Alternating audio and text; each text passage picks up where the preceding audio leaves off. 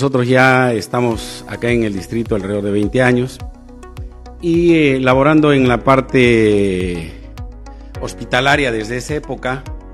A la par hemos venido laborando también en la provincia de Huaral, en el Policlínico Peruano-Japonés, en el Sakura, y en el consultorio Pau Gutiérrez, desde también ya alrededor de 10 años. El tema de la pandemia hizo de que nosotros veamos la necesidad de tener un espacio más amplio para los pacientes, puesto de que se nos hacía reducido el espacio para poderlos atender a los pacientes cardiológicos, amén de que el consultorio quedaba en un segundo piso y se dificultaba el acceso de pacientes mayores sobre todo, y también de pacientes que tengan limitaciones físicas producto de algún problema cerebral sobre todo. Entonces eso hizo que tomásemos la determinación, aunado al tema de la pandemia, que nos obligó a tener mayores espacios para el distanciamiento, y adicionalmente a eso empezamos a atender previa cita con horarios establecidos para que los pacientes no se aglomeren, y empezamos a atender acá en mayo del 2021. Cursos varios de los he hecho en países como Argentina, Brasil, Chile, Colombia, en Centroamérica, en República Dominicana, en Panamá, en Estados Unidos. Hay como 6 veces que salí a Estados Unidos, sobre todo al Congreso de la Sociedad Americana de Cardiología y del American Heart. Bueno, hemos asistido también a algunos mundiales de cardiología y encuentros iberoamericanos también de cardiología y algunos temas afines, como por ejemplo encuentros internacionales y 2 formaciones que le hicimos en 2 universidades de España, una en la Valdebrón y el otro en San Carlos, en temas relacionados con insuficiencia cardíaca, uno de ellos, y con diabetes en el otro. Y adicionalmente también hemos hecho algunos temas de anticoagulación, sobre todo en pacientes con algún tipo de arritmia cardíaca o infarto cerebral. Tenemos más profesionales en cardiología, que hace que de repente haya una mayor cobertura. En el hospital de Chancay nosotros somos 3 cardiólogos, en Huaral hay un cardiólogo también, según tengo extendido, y de la parte privada también vienen alrededor de 2 cardiólogos más, 3 cardiólogos. En realidad en la provincia ya somos alrededor de 7 cardiólogos.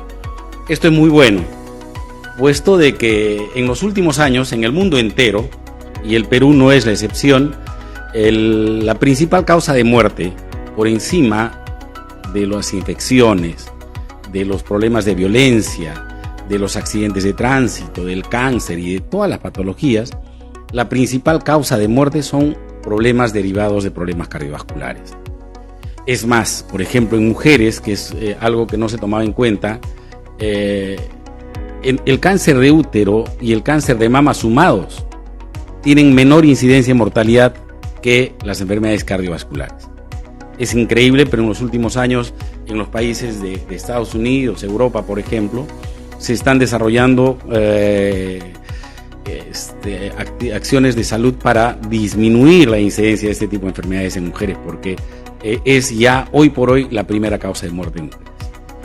Y el tabaquismo, por ejemplo, se ha demostrado que anteriormente la incidencia de enfermedad cardiovascular en la mujer no era tan alta, porque antes no había tanto tabaquismo en mujeres, cosa que ahora es una cosa completamente distinta porque está casi equiparado. Adicionalmente a eso, también en el caso de las mujeres específicamente, algunos cambios que han habido, que se creían respecto a la protección que tenían ellos de tipo hormonal, que en realidad termina después de la menopausia y que después hace que sea más frecuente. El resto de la población hemos experimentado algunos cambios que son realmente muy notorios. Lo primero es la modificación que ha habido en nuestros hábitos alimentarios. Nosotros anteriormente teníamos una comida más, de repente menos elaborada, pero ligeramente más sana. No había tanta comida rápida, no había tanto fast food, no había tanta fritura como ahora, y adicionalmente a eso se añaden 2 cosas. Cuando nosotros éramos niños nos tiraban una pelota o lo que fuese, o se te tenía que ocurrir algo para hacer algún juego, alguna diversión en base a actividad física. Nosotros llevábamos en el colegio de educación física, te tiraban una pelota y a corretear detrás de la pelota y esa era tu clase de educación física. Ahora los niños veo que hacen su clase de educación física y le dicen, tú vas a averiguar en internet cuáles son las reglas de tal deporte y me lo traes escrito, y no hacen actividad física. Aparte, los niños paran sentados frente al computador o frente al celular, y los juegos que hacen, nosotros teníamos que salir a la calle a jugar.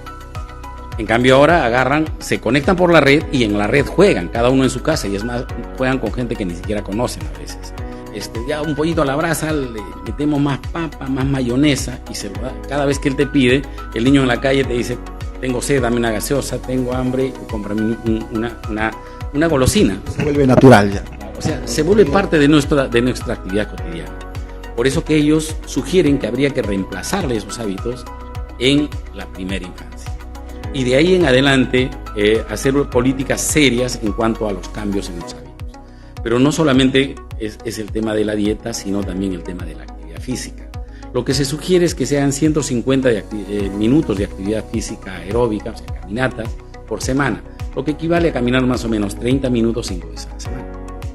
Cosa que muchos de nosotros no lo hacemos. Unos pocos lo hacemos, pero es la minoría. La mayor parte no hace, es cero de actividad física, la comida chatarra expande cada día, y adicionalmente a eso el estrés adicional que se suma, y si a eso le sumamos el hábito de fumar y le sumamos lo que deviene de los malos hábitos en la dieta, como colesterol, triglicérido elevado, diabetes y diabetes 5, que lo han hecho a nivel mundial, en el cual se estipula de que más o menos el 11% de la población en general, o sea, ya no solo desde mayores de 18 años, va a tener algún problema relacionado con problemas cardiovasculares, pues diabetes o hipertensión.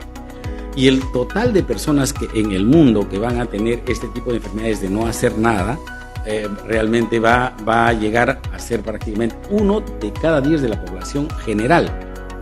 Es una locura, o sea, descontamos a los niños y prácticamente los adultos vamos a estar hablando de que un 40 y 50% de la población va a tener problemas de este tipo. Tradicionalmente nosotros, inclusive en la universidad, nos hemos formado pensando de que la grasa es un acúmulo de sustancia energética para acumular energía, para acumular calor y una serie de gases.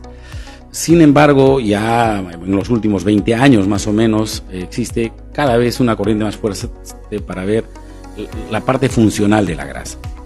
Y todo empezó con el descubrimiento de una sustancia que es la que controla el apetito y que se produce en la grasa, que se llama la leptina, que es la hormona del apetito. Y de ahí en más se empezó a estudiar todo lo que se considera como el papel endocrino de o sea, la grasa como glándula. Y forma tal cantidades de sustancias, casi todas ellas proinflamatorias, sustancias que producen inflamación, que te genera mayor producción de insulina. Después de formar la leptina, forma una sustancia que se llama resistina. La leptina es una sustancia que a nivel cerebral produce la saciedad, pero la resistina, como va produciéndose más leptina, se produce para que ese centro ya no responda, entonces ya el paciente no se empieza a saciar. Por eso cuando uno empieza a ganar peso, empieza a comer más y no se sacia. Ahora, esto estimula al adipocito para que forme mayor cantidad también de insulina. Entonces, esa elevación de la insulina es el paso inicial que te va a generar una serie de sustancias inflamatorias. Dentro de ellas hay sustancias que te producen más coagulación de la sangre, que te producen el riesgo de que se formen células tumorales, o sea, el riesgo de hacer cáncer con sobrepeso es mayor, que se descalcifiquen los huesos. Y además de que la elevación de la insulina también es el paso inicial para que se venga ya la diabetes. Entonces, al parecer, la grasa es una de las cosas que te produce todas estas alteraciones. Pero hay otra cosa que también está en boga en lo que es el quehacer científico actual, que es una sustancia que se les ha dado por llamar el metaboloma humano. El metaboloma humano es lo que anteriormente nosotros le llamamos la flora bacteriana normal. De acuerdo al tipo de alimentación que nosotros tengamos, existen gérmenes que nos ayudan a tener una vida equilibrada. Y eso está principalmente en la cavidad oral y sobre todo en los intestinos. Existen dos tipos de bacterias, así en general, uno que se llama Firmicutes y otro que se llama Bacteroidetes. Entonces, del equilibrio que hay entre estos dos tipos de gérmenes, se van a producir algunas alteraciones metabólicas, como por ejemplo el sobrepeso, como por ejemplo la diabetes. Y si uno consume, por ejemplo, mucha cantidad de harina, estos gérmenes van a proliferar, los gérmenes negativos van a proliferar en mayor cantidad y van a generar mayor posibilidad de diabetes, de hipertensión. Lo que es peor, el consumo de altos niveles de azúcar también se ha determinado con alteraciones en el metabolismo del cerebro, que hacen que, por ejemplo, los deterioros de memoria se den más en ellos. Si nosotros tuviésemos una dieta libre de azúcar, probablemente los problemas de alteraciones de la memoria también serían menos. Pero tú tendrías que hacerle cambiar toda una vida a una persona que ha vivido con esas costumbres. Tú dile, ¿sabes qué? No es bueno que tú mezcles arroz con papa frita. Y lo que te va a decir, ¿cómo diablos hago mi lomo saltado? ¿Te imaginas a un peruano decirle que no es correcto mezclar dos harinas y una de ellas frita? O a un chancayano le dices, tú no puedes comer arroz con carapulcra, con yuca y pachamanca encima. Estás haciendo mal, estás comiendo demasiada cantidad de harina y demasiada cantidad de grasa. Esos cambios los tenemos que ir realizando paulatinamente. Esto no es trabajo de los médicos. Esto es un trabajo. Quiero invocar a la población de que más allá de venir al consultorio, empiece haciendo algunos cambios sustanciales en su vida. Lo primero, que aumente la cantidad de actividad física que hace si no la hace, y que incluya en su comida 5 tipos de alimentos: verduras, frutas, cereales, pescado y carnes blancas. Bueno, nosotros tenemos el privilegio de que aquí en Chancay tenemos acceso a todo eso. Probablemente en otros sitios será más difícil hacer la dieta, pero acá no deberíamos tener tanto problema. Es un tema de cambio de actitud, es un cambiar el chip a las personas y decirles, ¿sabes qué?